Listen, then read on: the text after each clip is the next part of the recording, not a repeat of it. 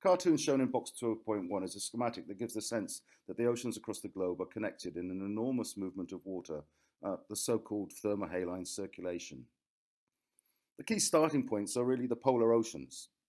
As millions of square kilometers of seawater freeze in the Arctic and the southern oceans, they produce cold, highly saline brines. And these highly saline brines are expelled from the growing ice sheets, thereby increasing the density of the underlying waters. And eventually, that density change means that it sinks.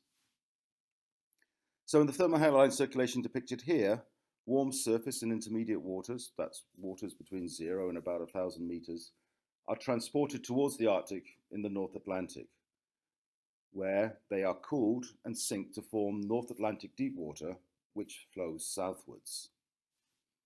In the Southern Ocean, ice formation also produces cold, high-density water that sinks to form Antarctic bottom water. These deep water masses move into the Southern Indian and Pacific Oceans, where they rise towards the surface.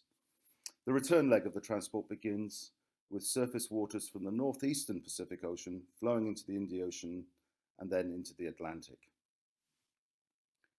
This is not a fast process by any means, and if it were possible to tag a molecule of water at the start in the North Atlantic, say, it would be several thousands of years before it got back to the start point again.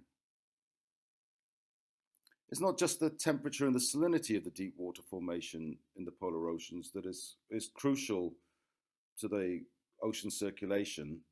The oxygen-rich waters from the poles are essential for assuring that the deep waters remain well oxygenated despite all the bacterial activities that's going on in the deep waters to break down organic matter.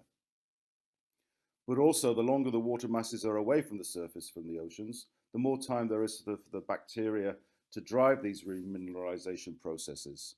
So, one of the consequences of this is that the waters coming towards the surface in the Northern Pacific have higher concentrations of nitrate and phosphate and lower oxygen concentrations than North Atlantic waters.